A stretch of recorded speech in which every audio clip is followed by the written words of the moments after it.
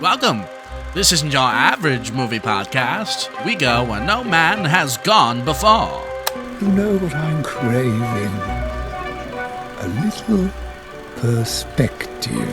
Yeah, well, that's just like your opinion, man. Well, say something, goddammit! You're on television! You're live to the whole world! Join us as we review movies new and old. You're tuned into Lupo's Cinema Symposium.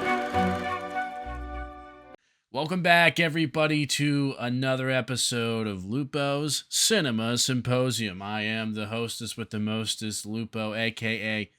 Jim. And I'm here with my two co-hosts, Rob and Christian. Guys, how you doing? I'm good. Very good. I'm doing great. Today. Good. We're filled with a little bit of In front of a Christmas live spirit. studio I was audience. just about to say it, dude. I literally was about to say it. Yeah. Legends of the Hidden Temple. We are filmed in front of a live studio audience. I'm holding my dog hostage in this room as we speak. He's just sitting there. But we are filled with Christmas spirit, even though this is in May, because we watched a beautiful, actually, a genuinely surprisingly good film, at least in my opinion. We saw the movie Pottersville, as dictated by the wheel. Just first impressions. I don't want your ratings yet, but just first impressions. What did you guys think of the movie? So this is a second go ahead. watch for me. I had recommended this movie. It's a little bit of a weird, oddball, like deep cut, but I had seen this during the pandemic, and I was just sitting in a hotel room, and I had nothing to do but watch TV. The trailer came on like cable, and they were like playing this next, and I was like, oh, I gotta watch this. And I was surprised how much I enjoyed it. And I'll say, watching it the second time around, if like 5 years later, I still enjoyed it. Yeah, so I have to say the first word that pops into my head is just shocking. Shockingly good, but also just shocking in general in many ways. I mean, I almost don't want to... I mean, how do we... I guess we have to talk about it. But yeah. if you haven't seen it, don't look anything up. Go pause this, go watch it now, and come back. Because you will not regret it. Whether you like it or you don't, it's like only 90 minutes, and it's worth every minute you spend like on it. Because I feel like even if it's not something you like, there's like you can... It'll be entertaining on some level. Can I add to that? Yeah. I agree with Rob. Pause this right now and go watch it. But if you watch the trailer, which I don't recommend, but I know like if you're listening and whoever you are, Me later. yeah. But for those who are actually listening, you're gonna be put off by appearances. Don't listen to don't just ignore it. Just Yeah, it's a full send. You have to commit. It's a big ask because you'll look at this and you'll think, oh, this is gonna be shit. Yeah. It's not. Like So the budget is deceiving. yeah, we should also say that's basically how me and Jim saw it. I don't know. I guess you saw it at a different time, but like you told us basically ahead of time, please don't look anything up. I did not. I didn't even look up like a poster. I went in totally blind. Maybe you told us Michael Shannon was in it. I don't even remember that. I think that's as much as I said.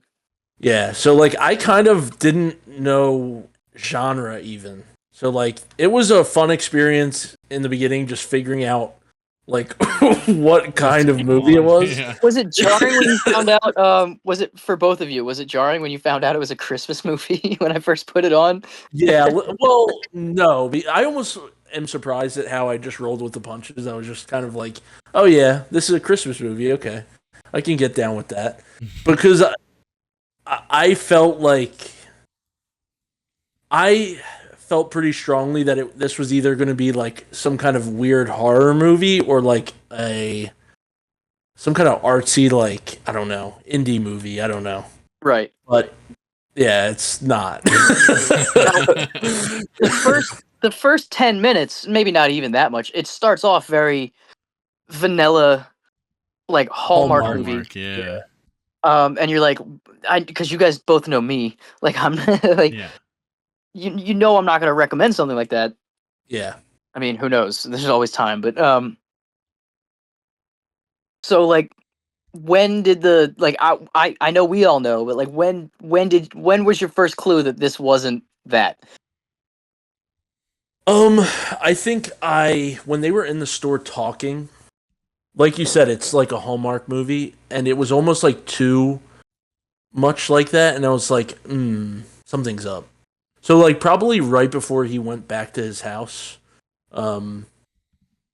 like before he left the store, I started to suspect. I think when what's his name? Ian McShane came in the store. Is that his name? Yeah. Yeah. When he came in the store, I was like, I just got a feeling like, oh wait, this isn't what I think it's going to be. What about you, Jim?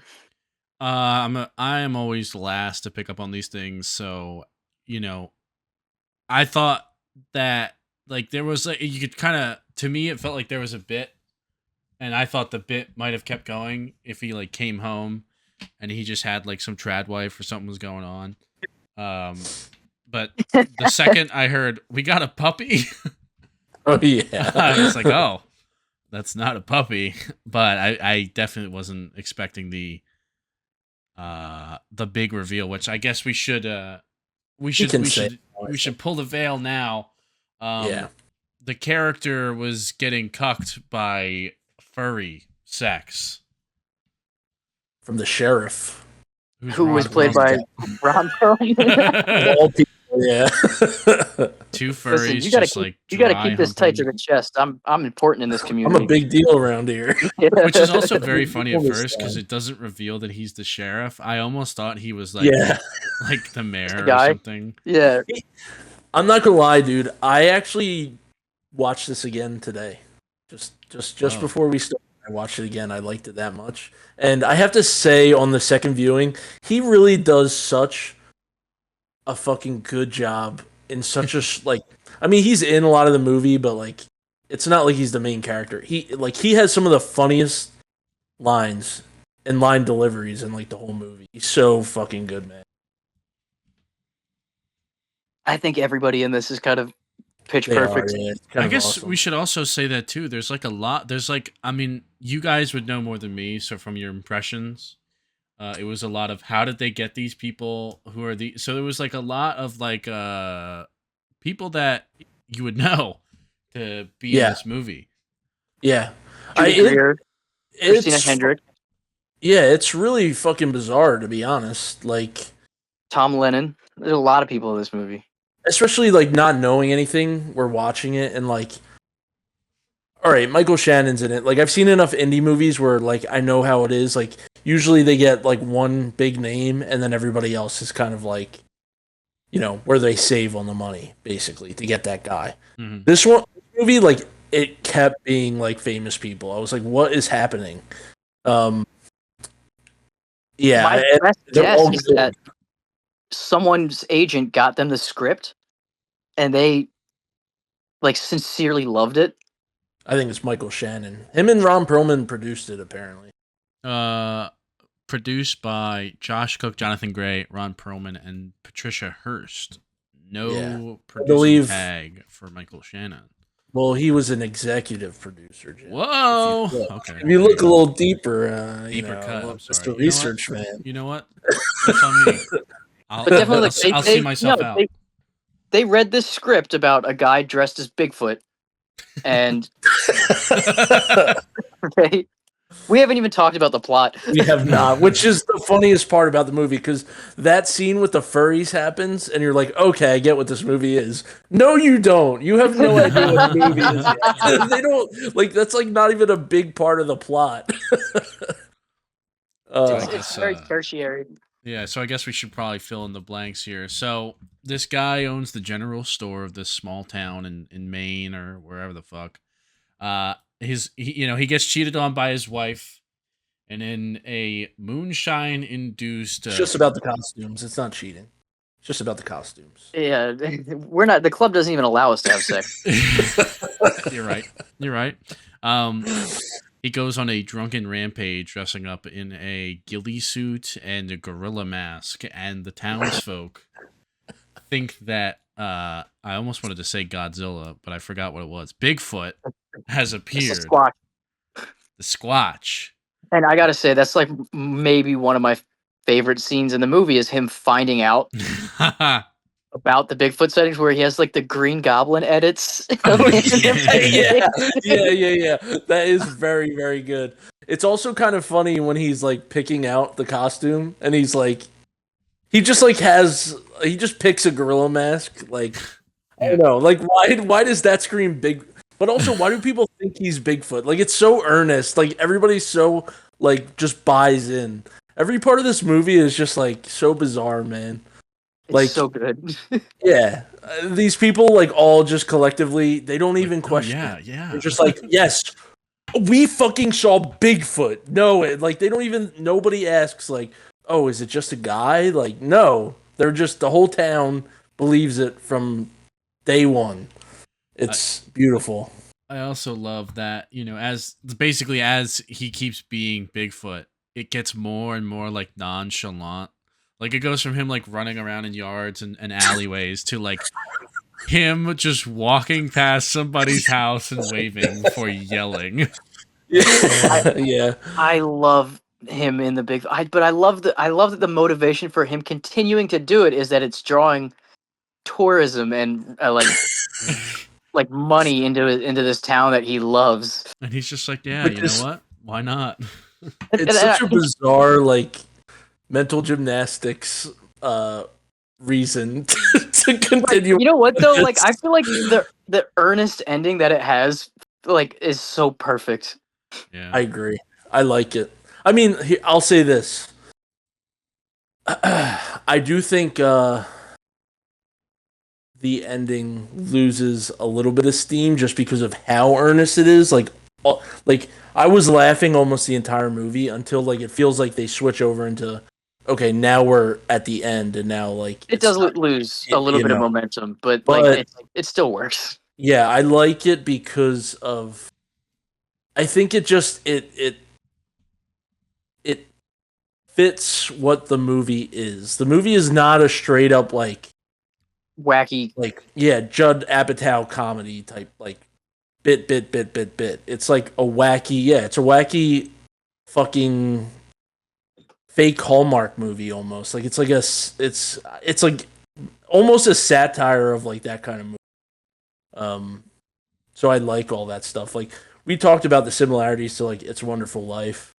All which that are stuff, very intentional, probably. Yeah, all that stuff is awesome. I love all that. Yeah, like subverting all those tropes and stuff. I just like it's such a. I'm so glad you guys liked it because they're like I wasn't sure how you were gonna react. Yeah, I forgot movies like this exist. It was a little bit of a gamble on my part. I genuinely thought they stopped making these kind of movies. I'm very happy that I'm wrong. Yeah. I just I don't know. It all works. Yeah, it's just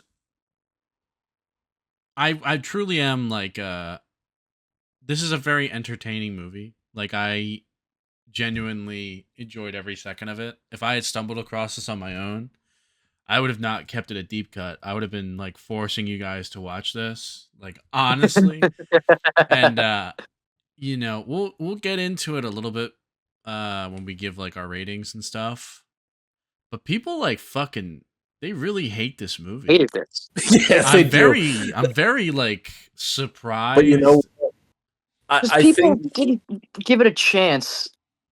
I think people throw around the word cult classic, but the problem nowadays with movies that people say are cult classics are more often than not, to be a cult classic, like you have to be hated at some point. And I think this movie is a good candidate for being a cult classic. Like absolutely. a lot of movies that they say are cult classics like are not like, you know, Truly. yeah, they're not truly like disliked. It's like maybe meh type thing. Like this is like a movie that seems like triggered a very visceral like anger Yeah. in people, and I I don't. Is kind it of just love because it that. has like? Are they just like, oh, like it's on the surface it looks like a cheap movie, I guess, or maybe I like think, I yeah, think they people can't were buy into also. the Uh, weird plot? Like I don't know. I think that's what it is. I think people were genuinely upset because it wasn't a Christmas movie, and they're like, what's happening now?" Like it is, but it's not. Like after that, after the first 10 minutes, it's now a Bigfoot movie, and it's not a. I think it's difficult regardless. Like I think it's probably a combination of many things. I mean, The humor comedy might is not be for subjective. everybody. Yeah, comedy is subjective, so it's hard enough to have a comedy like universally beloved to begin with. Like there's some really famous and popular comedies that like don't get good critical reception. So that alone, and then on top of it, it is very weird. Like it has a very weird and singular like humor that Oh, I think the insensibility that's like um, yeah. I definitely think the hardest I laughed though was Judy Greer towards the end, like not say like just giving Michael Shannon looks like he was about to fucking yeah, die. yeah. Oh my god, I don't know, man. This movie's so fucking My funny. favorite joke. Well, there's a couple parts I really like. One, you get the shock of the furry thing in the beginning, okay, and then you move on, and then you get a second shock when you find this group of people in the middle of the woods, like just in furry costume. So I love that, and then I love the joke. What's the guy? The TV guy is like talking to Oh, Ian I know exactly. McShane, I know exactly what you're gonna say. and he says like, "Do you think I'm stupid or something?" And Ian McShane says, "No, I don't think you're stupid. I just think when it comes to thinking, you have some bad luck sometimes." And, like, I just died laughing when he said his delivery on that was so good. I actually like you can't replicate like that guy is like a total gem, man. He's the best. I wrestled with what to give this movie, like I rating did wise. too. I did too. I had a I think really hard time. I think I landed on what I find is like I had to do some like what do I really feel in my heart for this one, but Yeah. I think I came up with the right rating. Like I don't think I would go back and change it. I don't know. This was a difficult one. Before we do that, I think I want to discuss. We basically discussed the first half of the movie. I think that one of the things I will say that I wasn't the biggest fan of was once they introduced the character of Brock Tom Lennon, Masterson. I don't know. Yeah, Tom Lennon. You guys, I also love this. You guys associate actors. I just go by characters. I don't really know enough, which I think is funny. But once they introduced the monster hunter to like hunt Bigfoot, I wasn't the biggest fan of some of those scenes. I felt like they dragged a little bit. I think it is I think it's the weaker like comedy aspect of the movie. Yeah. It grew on me, I'll say that. I felt similar the first time. The second time I enjoyed a lot of that a lot. But I will say his character, I think it goes from being really funny and like they kind of have a good dynamic with him and Ron Perlman and Ian McShane. And then they kind of make his, which he is kind of infantile, but like they overdo it, especially in the ending with his character. And like, I think it doesn't always work. He is the most uneven character. The best scenes are when he's playing off of Ron Perlman and Ian McShane. Yeah. Talking about what is it, Skit? Skit. Yeah. My favorite part of the job, mate. Skit. Also, I believe he won a Razzie for worst Australian accent ever. Wow, that's kind of a. I mean, he's kind of going for that almost. I mean, yeah, I felt like that was the point. It's kind of a beautiful thing, yeah. But it made me happy. I'm sure he was happy too. Yeah. A couple things other things that I liked about the movie. I like that they're really, really creative with like how they move the camera and like use the camera. Like I know it can probably feel like they're overdoing it at times, but it's so refreshing because like you watch so many movies now, and there's a big problem with like especially like Netflix movies where all of them look the same. They do the sitcom setup.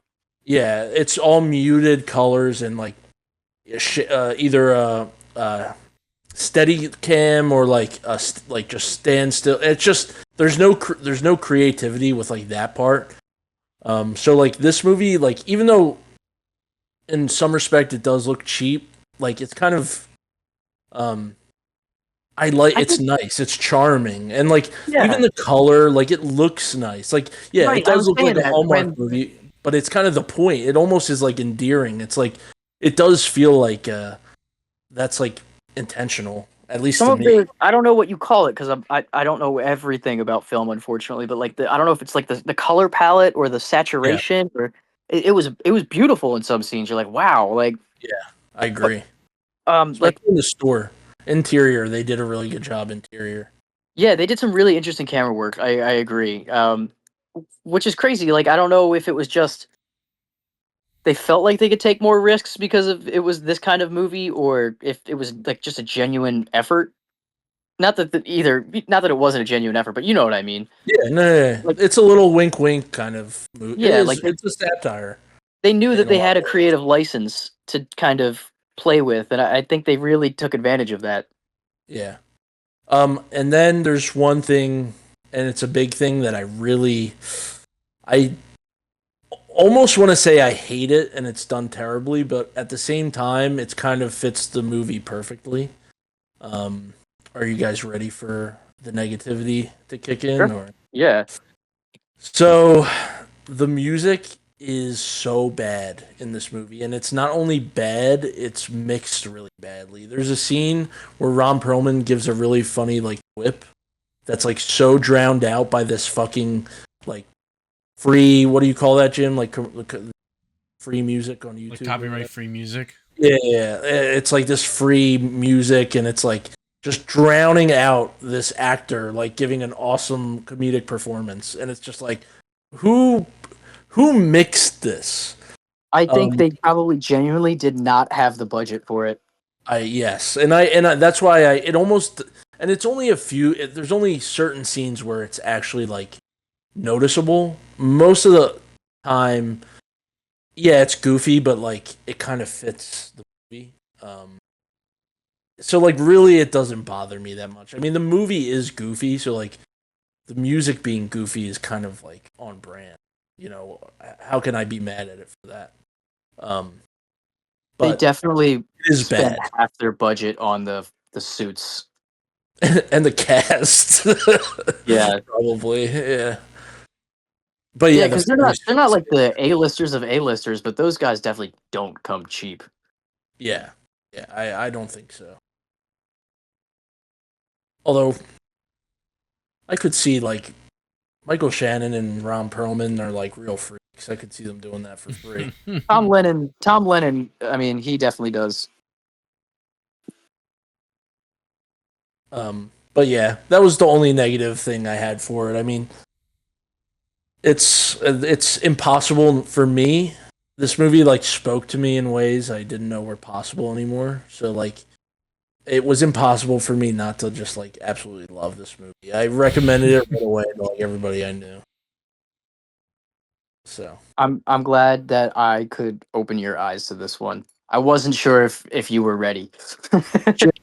I, as someone who like hasn't seen as many movies, like what, like at any point were you like kind of like not unsure about like whether you were on board with a lot of this? I was 'Cause on. I so was on weird. board. From the furries Yeah. to the Bigfoot. I was like, I just it was a movie that didn't I didn't know where it was going, and then it hit me, and then I was like, all right, cool. Well, I want to see where this goes, and I Yeah. just kind of kept running with it. I've tried to go out of my way to see some less known films. Like for example, actually, you know what? No, I'm gonna save it. gonna save it because I kind of want you guys to watch it, and Okay. it's a so bad that it's good kind of movie. So like But I it's can it's see where it free. goes wrong. Like that one was a movie to me where I could see where it goes wrong, and you can get like confused or you can just get like bored with the story. But like the Yeah. entire time I was entertained and invested. Like when they eventually catch him, and we were like talking to ourselves as they're like driving him to the town. Where they're like, are they gonna like hang him up and burn him? Yeah, like at the because stake. you could genuinely Which like also, by the way, nobody stopped and looked at him and is like, "Oh, this guy in a suit." They're like, yeah "No, we got Bigfoot." yeah. I In a love rubber that, man. mask. And it's Yeah. like genuinely like I honestly thought like it could have gone that way. Like they could have like that might have been like a potential ending. He like burns as Bigfoot to sacrifice himself for like the greater good of the town or The something. town. Like Arguably, that might be a better ending, but like I like the way it is. like he set up like a goddamn suicide note. Like Oh my. so you know it's I'm glad it's The a note- ride, the and I'm note is glad so that I funny. sat in and buckled my seat.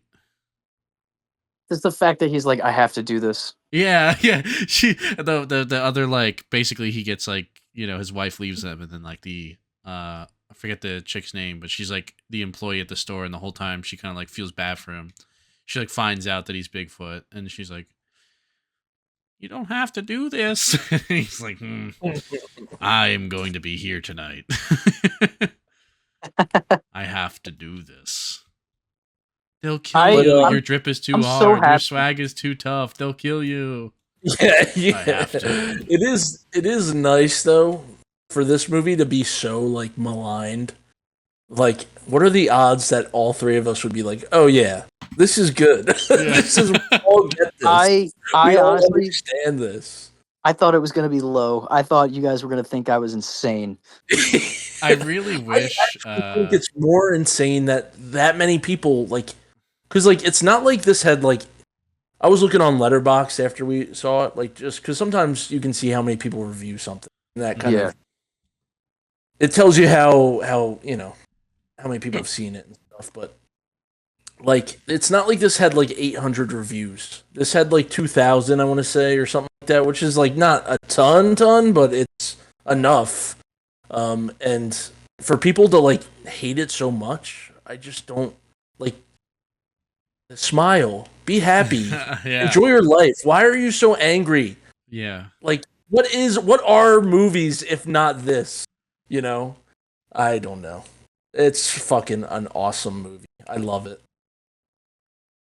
Do we want to do reviews, or do you have anything else on the? You wanted to bring up? I had something, but I lost it. Oh wait, no, I wanted to. So I wish that our roommate Ev saw this. We talked about it, and he like was doing shit.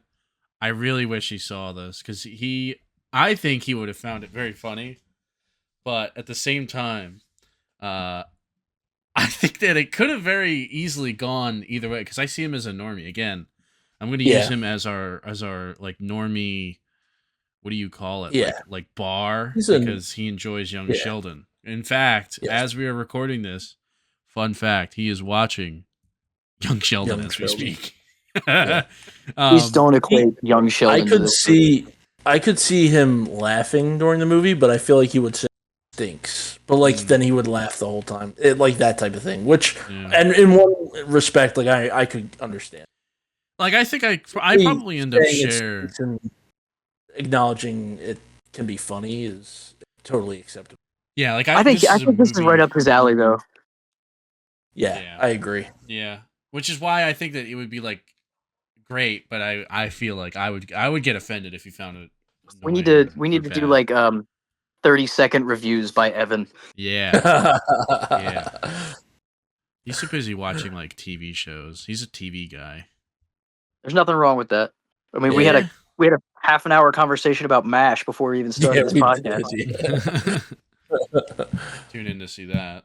So yeah, I'm good. I'm good with going to our ratings. All right.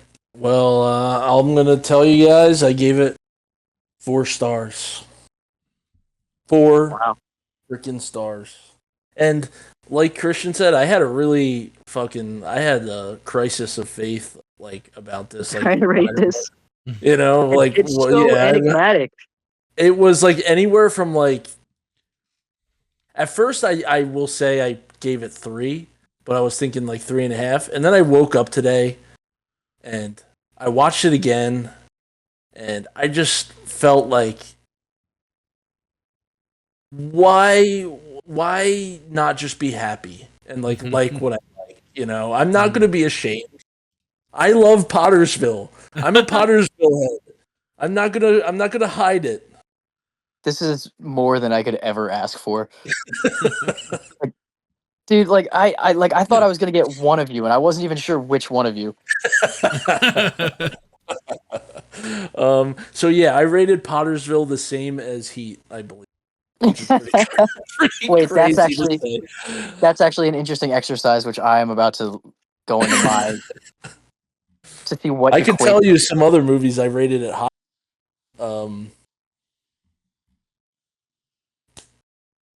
There's a fly in my room. Hold on. I heard that smack. I got scared. I thought it was. I didn't know. But yeah, what about you, Jim? When I first watched the movie, I was gonna give it 4.5. Upon further reflection, that rating has gone down. And if I could give it 3 3/4, I think that would be my true and honest rating. But seeing as though Letterbox, you can do whatever you want. This is your podcast. Yeah, but like Letterbox, like if I'm gonna base the rating system on Letterbox, so it only gives you the option between a half star or a full star. So the debate was between 4 and 3.5, and I thought about it. I did enjoy the movie. The first half of the movie is really good. The second half, like the 20 minutes, 20 to 25 minutes after like the very middle was the meh part for me. Like I still found it enjoyable, but it left a little bit to be desired. And then I found the ending to be, even though they went with a more like serious kind of like, all right, now we got to wrap it up. Like this is a movie, so we're going to have our good ending. I found that even though it was like a change of pace, like they went from being really goofy to like, all right, we got to lock in and like serious face. I still think it was a good choice. So in conclusion, based on all of these circumstances and factors, I'm going to give it a 4. 4 star Roonies. Wow. We got to get the director on the pod, bro. Dude, I would absolutely love that. What's his name? Seth Herkinson. I would love to talk to you about this movie. I would love to have you in the Discord. If you are a friend of his or a family special. member, let him know that we're big fans. We love this movie. Like genuinely, we love it. No irony at all. Like, I fucking love it. I landed on 3.5, and I think I lowballed it, but I want to watch it again. I could. That's watch okay. I feel like that's a fair rating. I mean, I was going anywhere from 4.5 to 3, and I just. This is one of those you just have to chalk it up to like you had fun, like it's just fun. It's not like trying to be like. I rated this higher than Bullet Train. I don't like Bullet Train. This is rated higher than Avatar: Way of the Water. I have it rated higher than Call Me by Your Name. I have this. Ooh, that can't be right.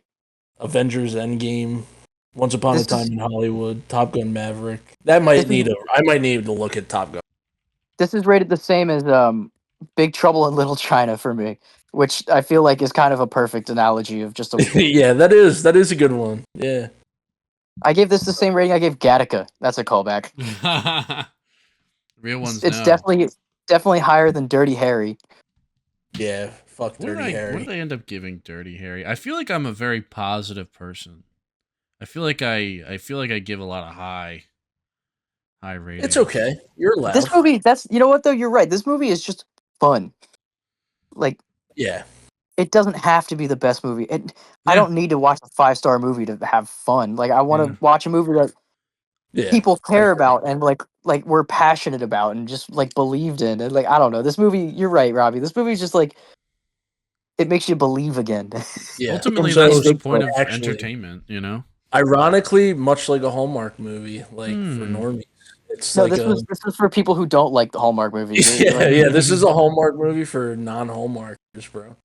This is it's been a very Lupo Christmas in Yes. Yes. May, but Yep. I felt like this was the right time to do it.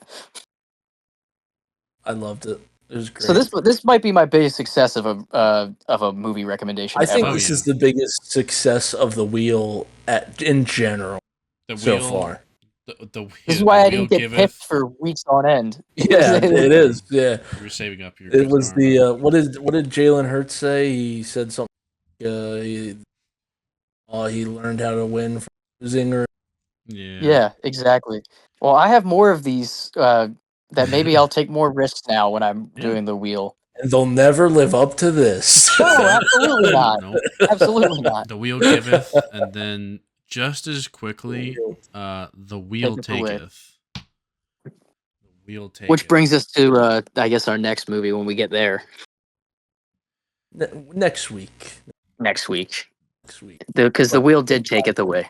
Make sure to tap in next week, ladies and gentlemen, for another episode of Your Mom. Before you kick I it know off, I wasn't. Well, see, the problem was I was Okay. already like I felt the vibe, you know.